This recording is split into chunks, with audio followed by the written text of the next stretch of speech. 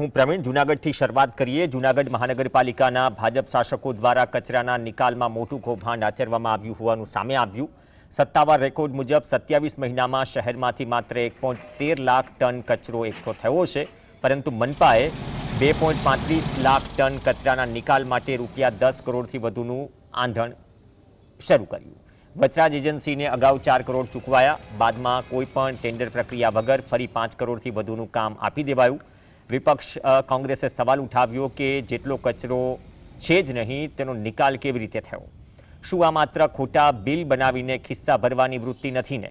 સ્થાયી સમિતિના વારંવાર બદલાતા ઠરાવો અને કમિશનરની ચૂપકીદી શાસકોની ભૂમિકાને શંકાના દાયરામાં મૂકે છે। ગાંધીનગર સુધી પડઘા પડ્યા છે અને શહેરી વિભાગે તપાસ શરૂ કરી છે।